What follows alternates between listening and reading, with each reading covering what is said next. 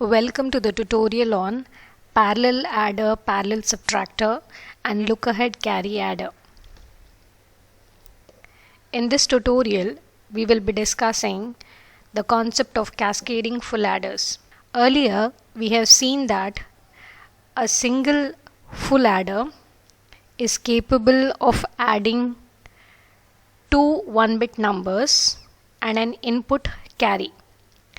So in this particular block diagram, it is visible that the input carry is Cin, the two 1-bit numbers are A and B, the output obtained is sum and carry out.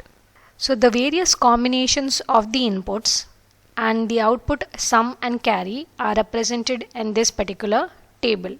But most often what happens is that there arises a need to add binary numbers more than 1 bit. For example, say addition of 8-bit numbers.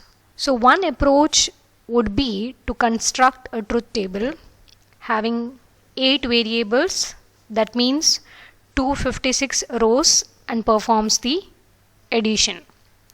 Another approach is to cascade the full adders as shown in this particular figure, and this arrangement would be called as the parallel adder since all the input bits are applied at the same time.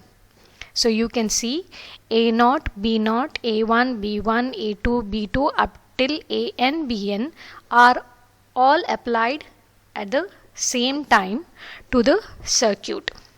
In this particular case, a n-bit parallel adder is constructed by using a number of full adders connected in parallel or connected in cascade, and each of the carry output of each adder is connected to the carry input of the next higher order adder.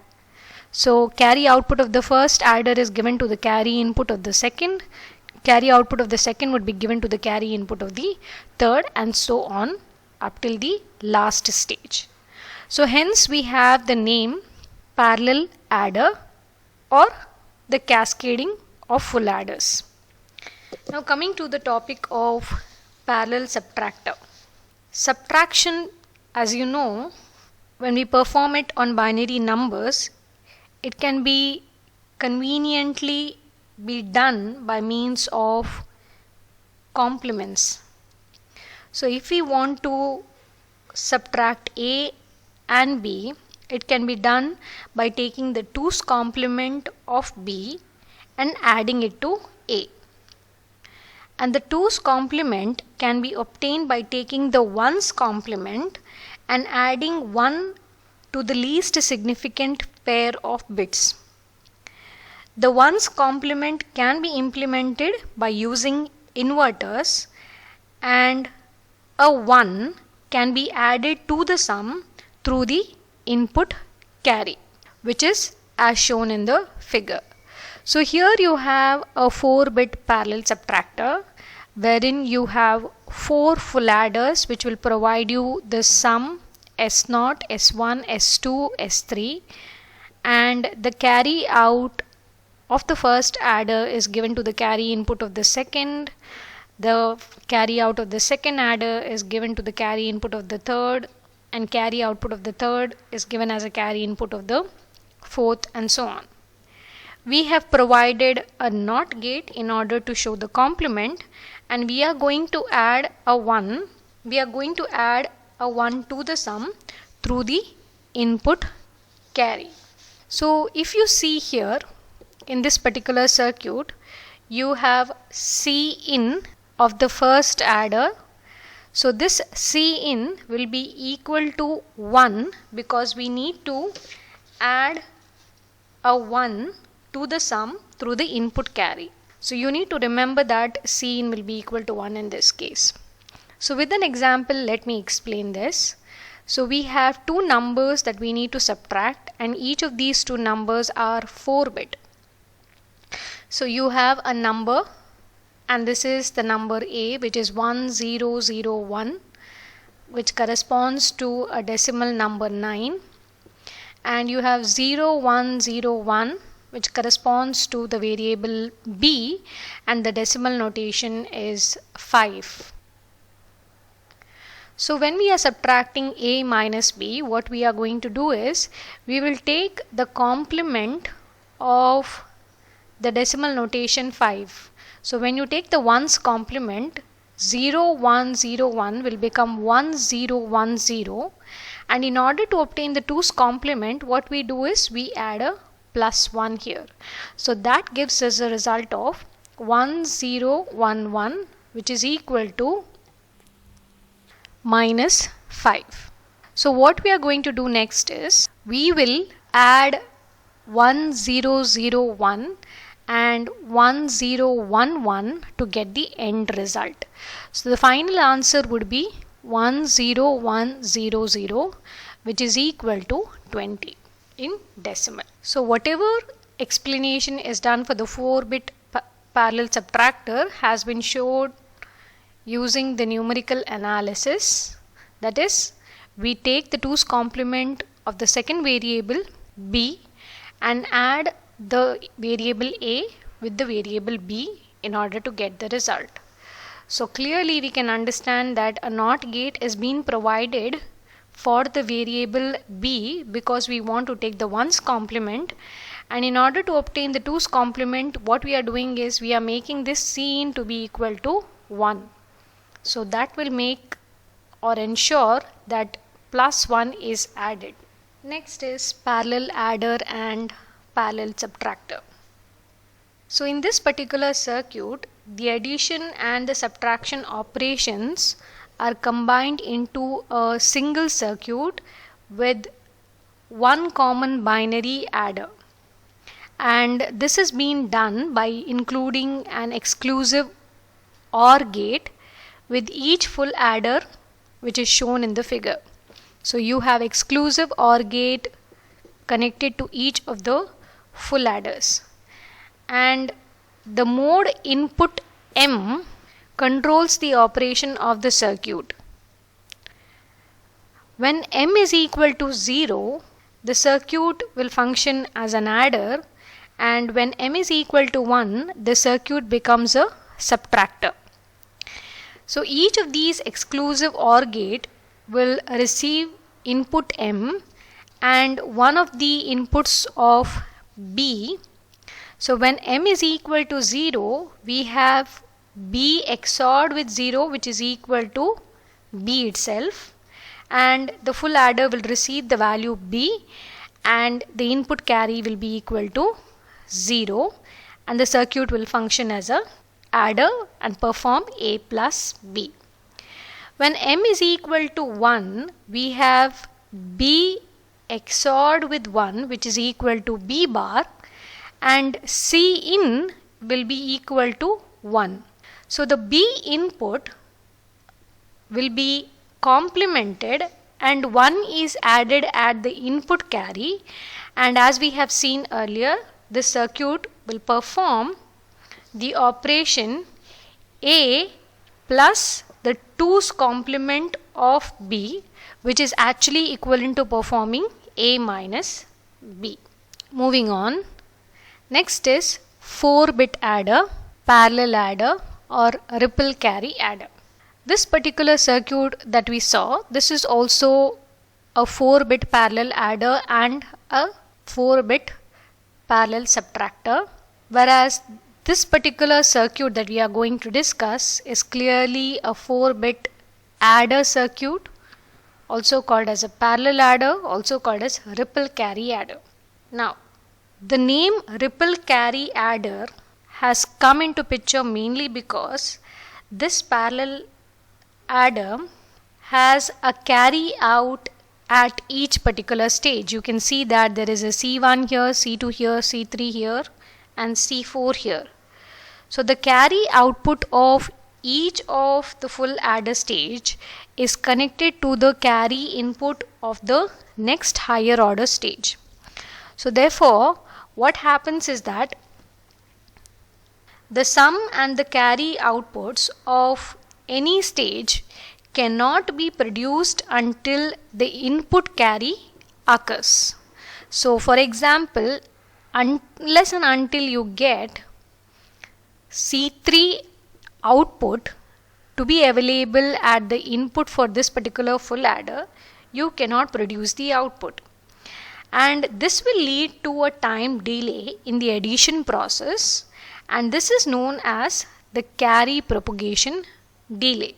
So this carry propagation delay, which is associated with each and every stage of the full adder, will create ripples through each stage, and hence this adder is called as the ripple carry adder.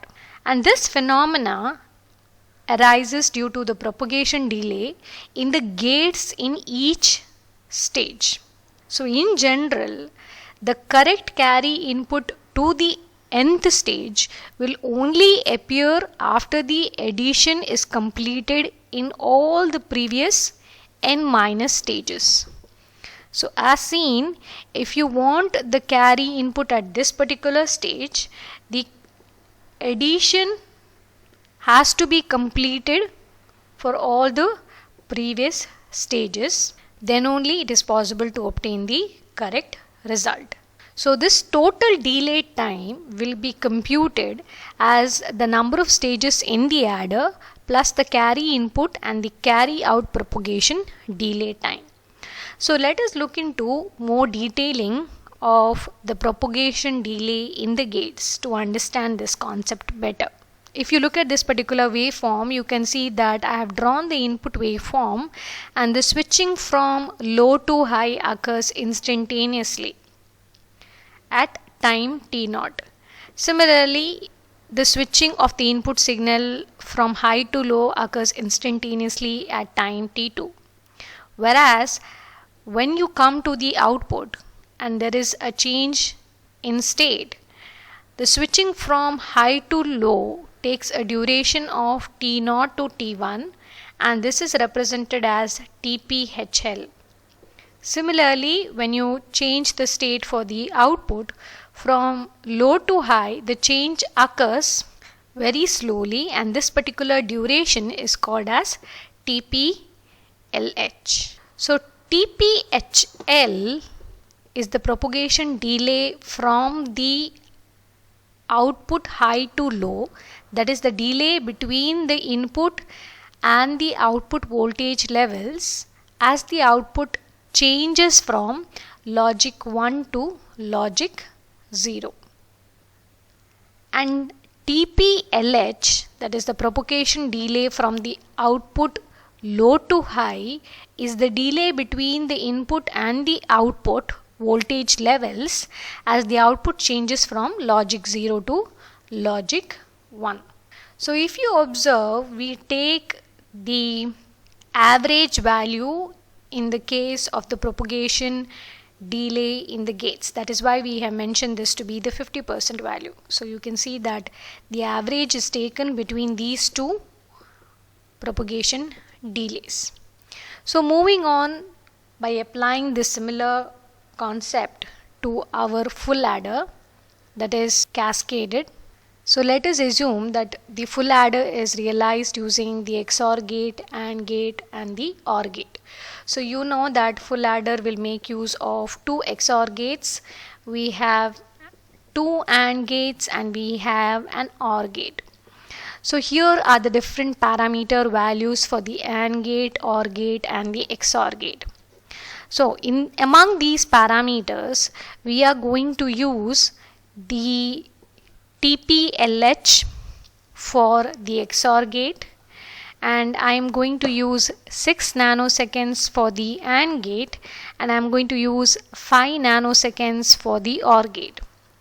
The reason for choosing these values here from the table is mainly because I am applying the values to the XOR gate and the AND gate from the input. So I am considering TPLH.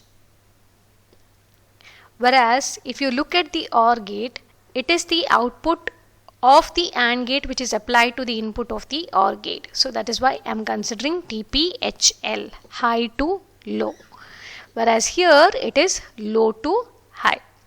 So because this AND gate and XOR gate is the one which is being provided with the inputs, I am considering the TPLH, whereas here I am using the outputs of the other gates, that is why I have considered TPHL.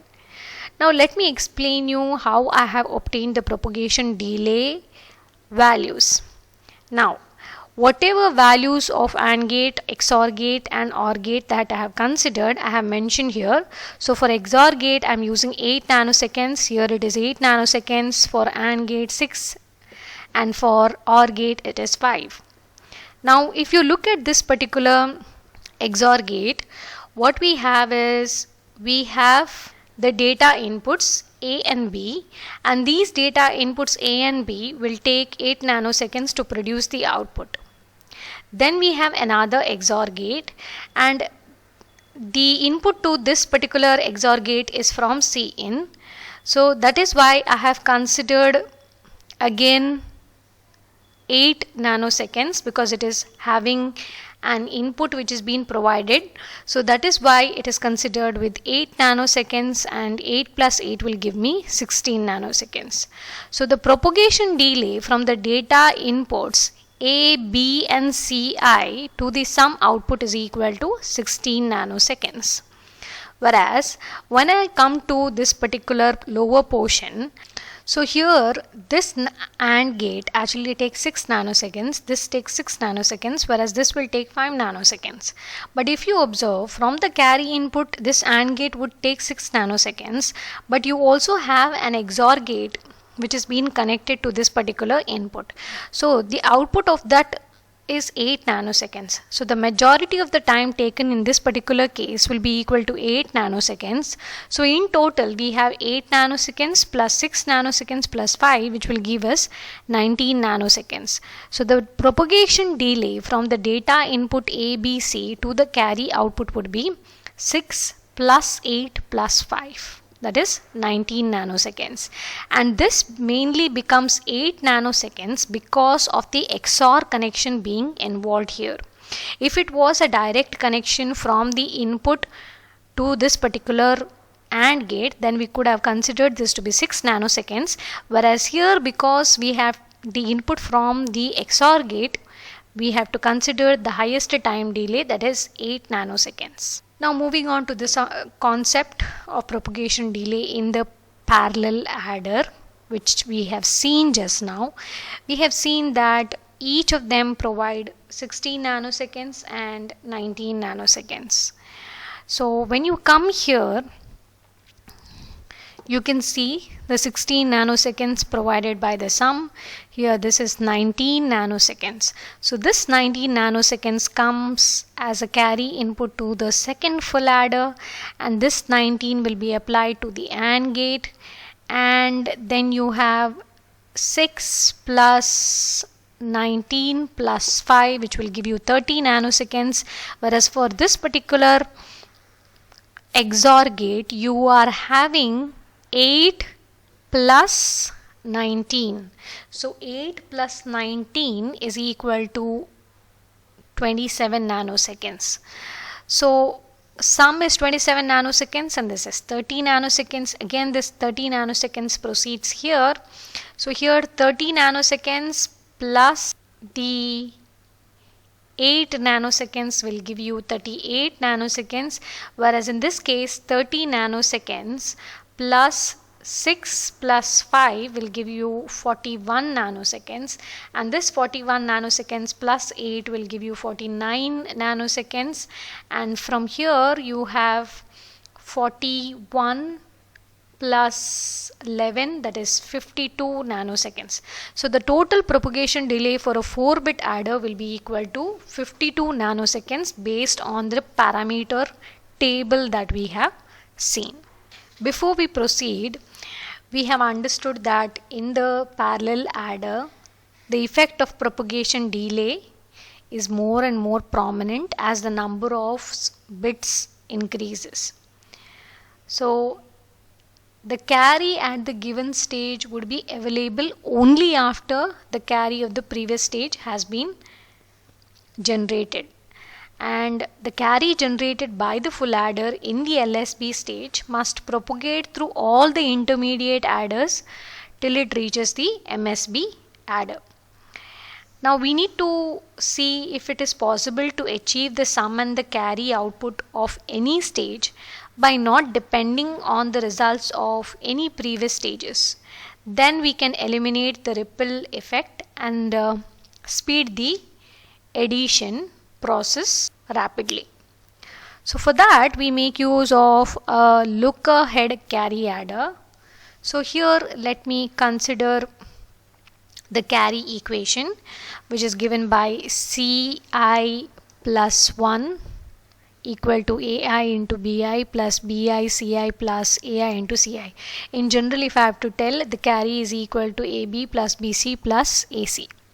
So that is the carry equation. I am denoting with a subscript because we are using multiple full adders here. So this is the equation, and I can write this expression by rearranging A into B plus C is common here, so I can write this as Ci into AI plus Bi. Now if you look at the term AI into Bi, this relates to the carry which is formed at the first stage or the ith stage, and this is referred to as the carry generate function Gi.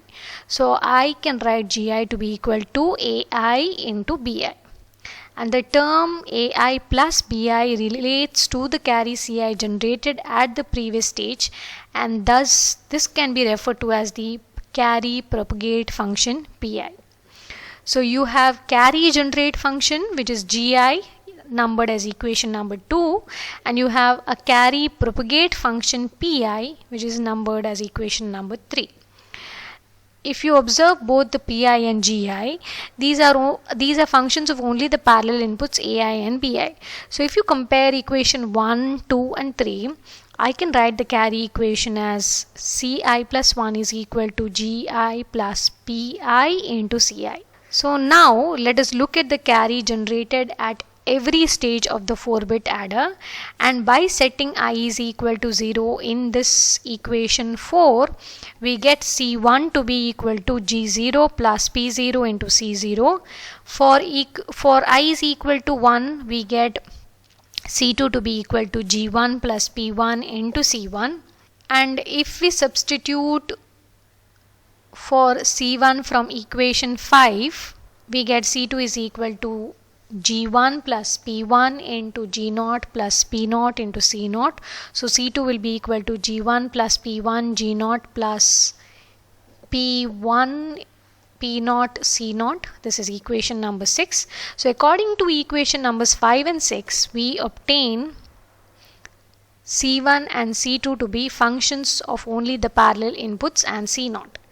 Similarly, we can obtain for I is equal to 2 and for I is equal to 3, and obtain the expression for carry C4 as G3 plus P3 into C3, and C4 can be obtained in terms of G3, G2, G1, G0 and C0 as shown in expression 10.